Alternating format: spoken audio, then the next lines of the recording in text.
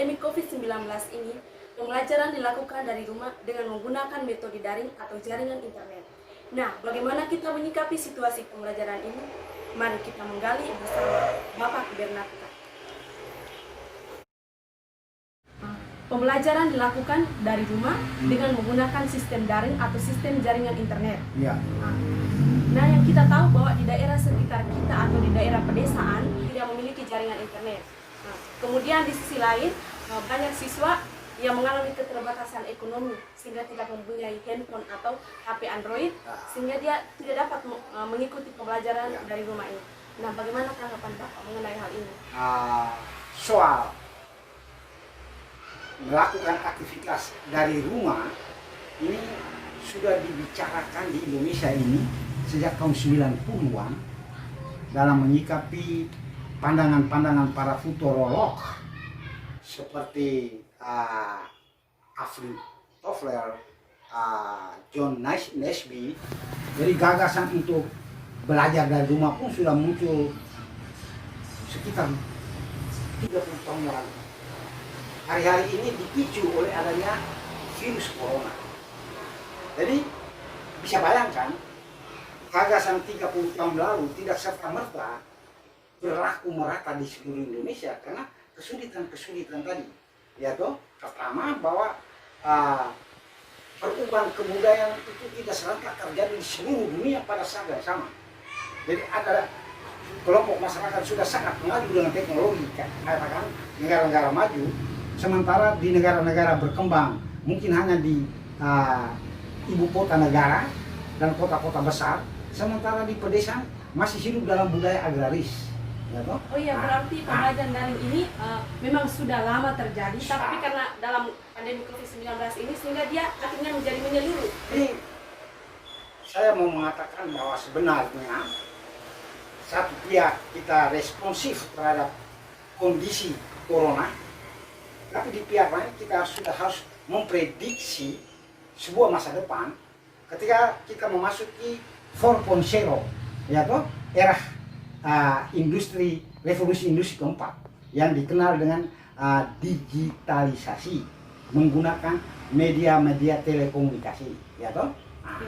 Jadi kesulitan hari ini pertama dari sisi akses ke media, ya toh. Akses ke media. Nah, tidak semua siswa memiliki akses ke media online seperti tadi sudah dikatakan, ya toh. Masalah istilahnya masalah jaringan, kemudian masalah teknologi peralatan, ya toh, dan kefasihan kemampuan menggunakan media. Jadi katakan saja ketika hari-hari ini di sekolah kita fokus pada pembelajaran sekolah, mewajibkan kalau tidak menganjurkan bahwa sekolah-sekolah merumahkan siswa-siswi, kemudian pembelajaran tetap jalan melewati online, tidak serta-merta efektif seperti dibayangkan seperti tadi. Itu dari sisi media. Seperti yang Bapak kata bilang ada banyak kendala ya. Banyak kendala seperti misalnya salah satunya adalah siswa tidak fasih dalam melakukan atau memegang handphone yang melakukan teknologi itu. Nah, bagaimana solusi yang menurut Bapak? Oke, sahabat. Kemudian sebenarnya ada hal yang paling mendasar. Sejauh mana metodologi pembelajaran diterapkan yang membuka ruang bagi siswa belajar daring lewat media daring, daring secara efektif itu soal, ya toh. Saya katakan saja daring ini mengasumsikan pada siswa atau mahasiswa sudah memiliki kemandirian belajar, memiliki minat dan kemampuan belajar mandiri, tidak disuap, ya toh. Kemudian bagaimana metodologi pembelajaran yang memicu siswa-siswi di rumah untuk aktif melakukan pekerjaan belajar, ya. Bukan rahasia lagi bahwa kadang pergantian kurikulum kelihatannya akan menawarkan sebuah pembelajaran yang istilahnya yang lebih baik, lebih efektif, lebih efisien, tetapi itu dari bungkusnya. Praktek-praktek pembelajaran di sekolah terkadang kita boleh katakan aku masih seperti yang dulu, masih menerapkan pola-pola konvensional, yaitu guru sebagai pusat belajar, ya toh? Iya. Guru sebagai pusat belajar yang dalam tanda petik menyampaikan sejumlah informasi untuk dihafal oleh anak, ya toh? Lalu pembelajaran yang membatasi diri pada penguasaan paket, Iya. hanya untuk supaya bisa lulus ya toh? Iya.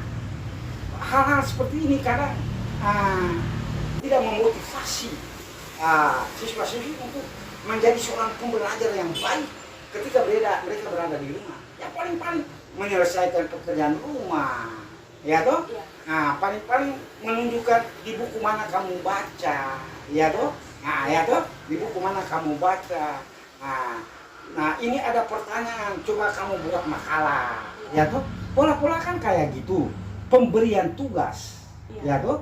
Pemberian tugas. Tetapi bagaimana metodologi yang digunakan guru sehingga membangkitkan semangat belajar, kemandirian belajar, sehingga anak-anak itu asik gitu, ya toh?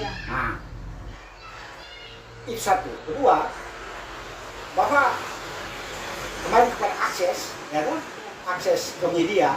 Ini persoalan teknologi menurut saya tidak sulit diatasi ketika pemerintah mempunyai kemauan baik, ya tuh. Karena internet ini kan sudah sampai di desa-desa, ya tuh. Bahkan desa-desa juga sudah memiliki website dan lain-lain. Menurut saya dari sisi jaringan komunikasi, kemajuan teknologi, kemampuan pemerintah, tidak ada soal, ya kan? Soal kepemilikan HP Android, saya kira masyarakat sederhana pun berambisi untuk memiliki itu. Hari-hari orang pegang itu sekarang. Orang tidak kenal lagi Nokia Center, ya toh? Jadi untuk akses informasi menurut saya bukan suatu mentalitas menghadapi sebuah kondisi baru, menghadapi zaman baru, ini belum siap. Berarti tergantung dari kesiapan para siswa itu sendiri untuk menghadapi pelajaran dari luar. Ya, jadi kita sekarang berada pada situasi transisi, beralih dari pola-pola konvensional menuju sebuah pola-pola baru, ya toh? Ya.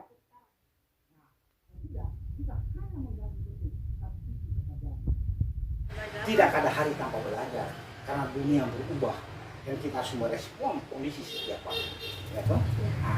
Begitu maksud saya. Sekarang sudah terbukti banyak orang punya ijazah tapi tidak punya kemampuan, ya toh? Dan banyak orang punya kemampuan walaupun tidak punya ijazah. Soalnya kadang-kadang kita mengutamakan status daripada kualitas. Kadang-kadang kita silau dengan bentuk daripada isi, ya toh? Kita mabuk dengan gelar dan titel. Pergi sekolah hanya karena status sosial, ya toh? Bukan kesadaran untuk membuat diri semakin berkualitas. Ya, ini pesan saya, untuk apa kita membuat diri itu bukan mendapat. Oke, Pak Ganantuhan, terima kasih untuk sore hari ini. Salam hormat dari kami, semoga sukses selalu dalam dunia pendidikan. Oke. Sebagai seorang pendidik. Moga-moga beberapa gagasan yang kita perbincangkan itu bisa mempengaruhi teman-teman untuk memahami apa arti belajar dan mulai bersikap, sebab yang menentukan hidup kita adalah diri kita sendiri. Orang lain hanya memfasilitasi. Kita yang bertanggung jawab adalah masyarakat. Jangan pernah mempersoalkan orang lain.